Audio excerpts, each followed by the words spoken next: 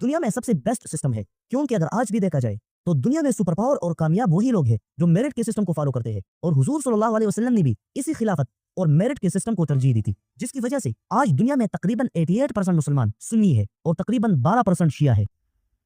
السلام علیکم ورحمۃ اللہ وبرکاتہ۔ امید ہے آپ سب خیریت سے ہوں گے۔ میں بھی الحمدللہ اللہ کا لاکھ لاکھ شکر احسان خیریت سے ہوں۔ آج انشاءاللہ جس ویڈیو ریشن آ رہے ہیں دوستوں، بڑی امپورٹنٹ، بڑی بہترین، بڑی پیاری ویڈیو ہے یہ، اور یہ عبرت والی ویڈیو بھی کہہ سکتے ہیں۔ دوستوں، ہم لوگ ہمیشہ سنتے چلے آ رہے ہیں بچپنے سے، جب چھوٹے تھے،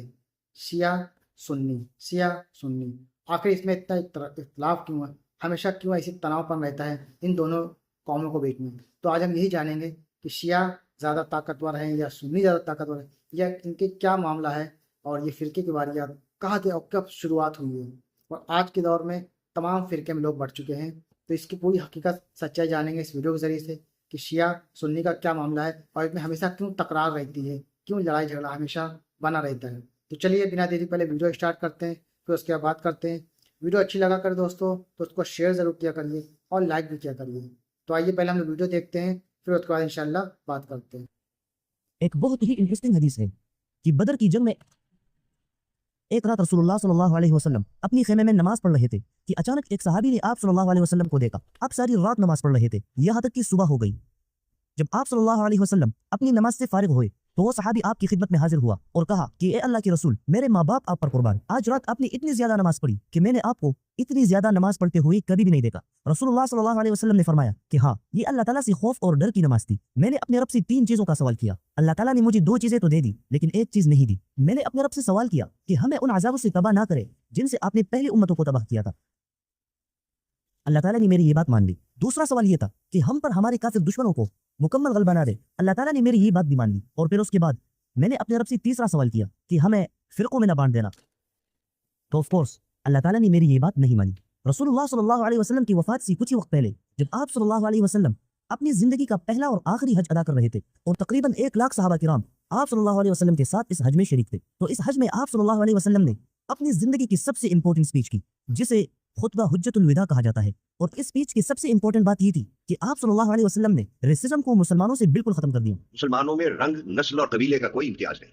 جس کی وجہ سے سارے مسلمان ایک ہی آئیڈیالوجی پر اور ایک ہی سیکٹ پر تھے، ان میں کوئی بھی دوسرا فرقہ نہیں تھا، اور سارے مسلمان ایک دوسرے کے بھائی بھائی تھے۔ حج کی تمام فرائض ادا کرنے کے بعد جب رسول اللہ صلی اللہ علیہ وسلم اپنے صحابہ کے ساتھ واپس مدینہ کی طرف روانہ ہوئے تو رسول اللہ صلی اللہ علیہ وسلم کا یہ قافلہ مکہ اور مدینہ کے درمیان اس جگہ پر رک گیا جسے غدیر خم کہا جاتا ہے۔ یہاں پر رسول اللہ صلی اللہ علیہ وسلم نے سارے صحابہ کرام کو ایک ساتھ جمع ہونے کا حکم دیا۔ جب سارے صحابہ کرام جمع ہو گئے تو آپ صلی اللہ علیہ وسلم نے ان تمام صحابہ کرام کو اپنی زندگی کی سب سے لاسٹ سپیچ کی، اور اس سپیچ میں آپ صلی اللہ علیہ وسلم نے ایک ایسی بات بتائی جو آنے والی اسلامی تاریخ کا ایک اہم حصہ بن گئی، اور وہ بات یہ ہے جس کا مولا میں ہوں اس کا مولا علی۔ اس واقعے کے بعد آپ صلی اللہ علیہ وسلم مدینہ کی طرف گئے، اور آلموسٹ 4 مہینے گزرنے کے بعد آپ صلی اللہ علیہ وسلم اس دنیا سے چلے گئے۔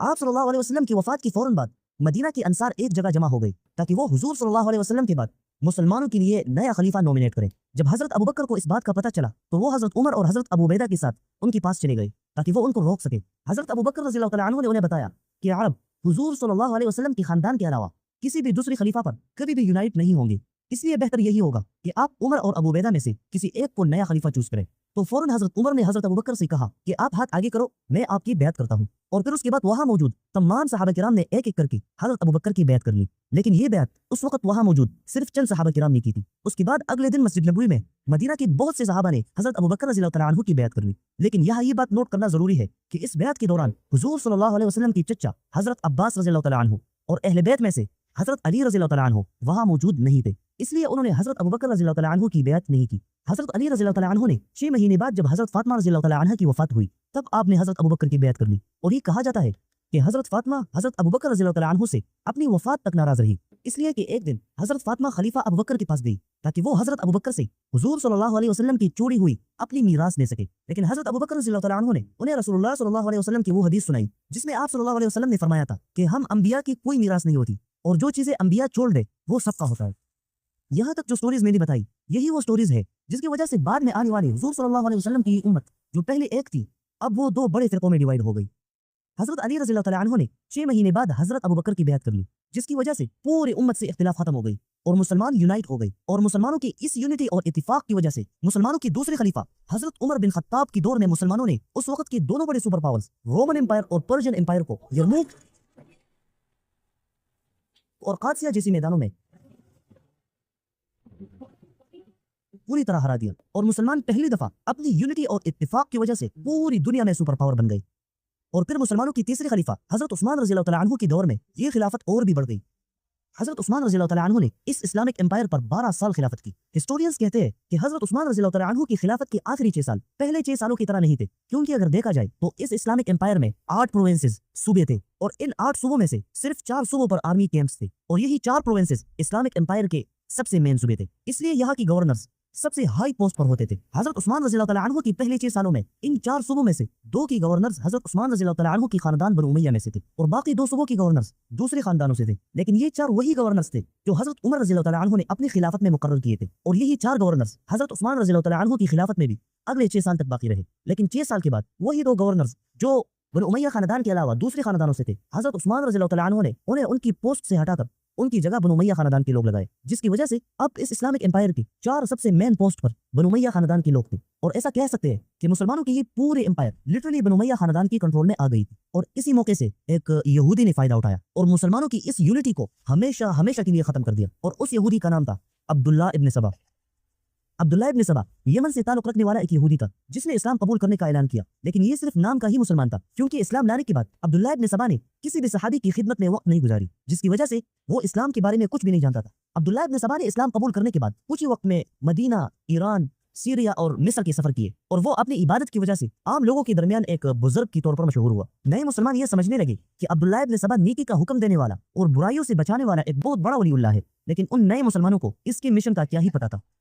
ناؤ اب جب حضرت عثمان رضی اللہ تعالیٰ عنہ کی خلافت میں سارے مین پوسٹ بنو امیہ خاندان کے پاس آ گئی، تو عبداللہ ابن سبا کو اب منہ کھولنے کا موقع مل گیا، اور اس ٹائم کو یوز کر کے عبداللہ ابن سبا نے سب سے پہلے مصر کا سفر کیا، کیونکہ ایجپٹ سب سے لاسٹ میں آزاد ہوا تھا، اس لیے یہاں زیادہ تر نئے مسلمان تھے، اور یہ عبداللہ ابن سبا کے لیے ایک بیسٹ آپشن تھی۔ ایجپٹ پہنچتے ہی عبداللہ ابن سبا وہاں کے نئے مسلمانوں کے درمیان ایک بزرگ کے طور پر مشہور ہوا۔ جب لوگ اس پر اعتماد کرنے لگے اور اس کی مجلس میں آنے لگے، تو اس نے اپنا پلان سٹارٹ کر لیا اور لوگوں سے کہا کہ حضرت عثمان رضی اللہ تعالیٰ عنہ خلافت میں بے انصافی کر رہے ہیں، کیونکہ اس نے خلافت کی سارے اہم پوسٹ اپنے خاندان والوں کو دی ہے، اور عرب کی دوسرے خاندانوں کو، جس میں بڑے بڑے صحابہ کرام بھی موجود ہیں، اور یہی بڑے بڑے صحابہ کرام ان عہدوں کا بنو امیہ سے زیادہ ڈیزرو کرتے ہیں۔ پھر اس نے وہاں موجود سارے لوگوں سے یہ بھی کہا کہ دیکھو، ہر نبی کا ایک وارث ہوتا ہے، اور حضرت محمد صلی اللہ علیہ وسلم کا وارث حضرت علی رضی اللہ تعالیٰ عنہ ہے، اور اس سے بڑا ظالم کون ہوگا کہ جو حضور صلی اللہ علیہ وسلم کی وصیت پر عمل نہ کرے۔ حضرت ابو بکر، حضرت عمر اور حضرت عثمان، ان تینوں صحابہ نے حضرت علی کی رائٹ پر قبضہ کر کے ان پر ظلم کیا ہے۔ اب بہتر یہی ہے کہ حق کے لیے حضرت علی رضی اللہ تعالیٰ عنہ کے لیے آواز اٹھا دی جائے۔ مصر کے نئے مسلمان جو حضرت عبداللہ ابن سبا کی مجلس میں آ کر بیٹھتے تھے، وہ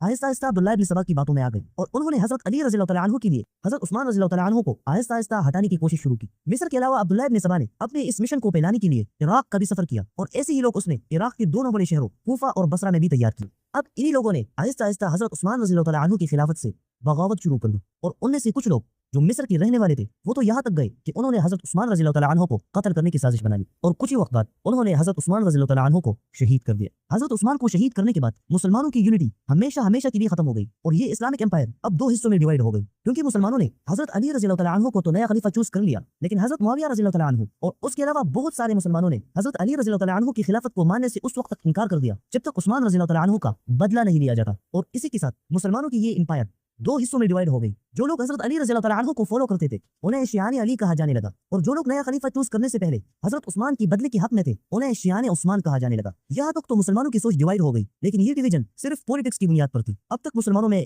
فرقے نہیں بنے تھے، لیکن جب رسول اللہ صلی اللہ علیہ وسلم کی وفات کی صرف 30 سال بعد خلافت راشدہ ختم کر دی گئی، اور مسلمانوں کی یہ بڑی امپائر ایک ہی خاندان بنو امیہ کی کنٹرول میں آ گئی، تو اسی بنو امیہ خاندان کی دوسری بادشاہ یزید بن معاویہ کی دور میں اسلام کی تاریخ کا سب سے دردناک واقعہ پیش آیا،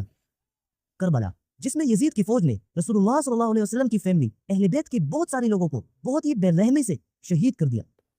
تو پھر اسی دردناک واقعے کے بعد مسلمانوں میں 2 بڑے فرقے بننا شروع ہو گئے، سنی اور شیعہ۔ حضرت امام حسین اور باقی اہل بیت کی شہادت نے شیعہ کو یہ یقین دلایا کہ خلافت صرف اور صرف اہل بیت کا حق ہے، اس لیے حضرت علی اور اس کے اولاد خلافت کے اصل حقدار ہیں، اور ان کے علاوہ باقی 3 خلفاء نے حضرت علی کی رائٹ اور خلافت پر قبضہ کر کے ان پر ظلم کیا ہے۔ لیکن سنیوں کا یہ عقیدہ تھا کہ خلافت صرف ایک ہی خاندان کے لیے خاص نہیں ہے، بلکہ میرٹ کے ساتھ اور سارے مسلمانوں کی مشورے سے نیا خلیفہ چوز ہوگا. اور یہی میرٹ کا سسٹم دنیا میں سب سے بیسٹ سسٹم ہے, کیونکہ اگر آج بھی دیکھا جائے تو دنیا میں سپر پاور اور کامیاب وہی لوگ ہیں جو میرٹ کے سسٹم کو فالو کرتے ہیں. اور حضور صلی اللہ علیہ وسلم نے بھی اسی خلافت اور میرٹ کے سسٹم کو ترجیح دی تھی, جس کی وجہ سے آج دنیا میں تقریباً 88% مسلمان سنی ہے اور تقریباً 12% شیعہ ہے.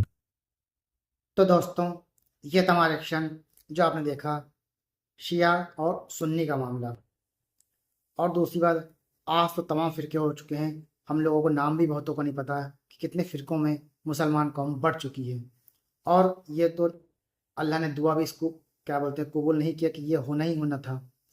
اور علماء بتاتے ہیں کہ قیامت آنے سے پہلے اور زیادہ فرقے اس میں بڑھ جائیں گے, قریب 72-73 فرقے ہو جائیں گے. اب اللہ بتا جانے ان میں سے کون سا ایک فرقہ ہوگا جو وہ صحیح ہوگا. اور جو علماء بتاتے ہیں کہ جو ہمارے پیارے آقا نبی پاک صلی اللہ علیہ وسلم کی نقل کرے گا بس وہی جنت میں جائے گا. تو کوشش کریے ہمارے پیارے آقا نبی پاک صلی اللہ علیہ وسلم کی نقل کریں. اور ان کی نقل کا مطلب یہ ہے کہ وہ جیسے اپنی زندگی انہوں نے جیا ہے اس طرح سے اس کو کاپی کریں. جیسے کہ 5 ٹائم کی نماز پڑھنی ہے, تمام اچھے کام کرنے ہیں جس سے اللہ راضی ہوگا. تو انشاءاللہ میں چاہتا ہوں دنیا آخرت دونوں سنورے گی. تو اس ویڈیو کو یہیں ختم کرتے ہیں. ویڈیو اچھی لگی ہو تو اس کو شیئر ضرور کریے گا. ملیں گے انشاءاللہ ہم آپ سے نیکسٹ ویڈیو میں. تب تک کے لیے السلام علیکم ورحمۃ اللہ وبرکاتہ.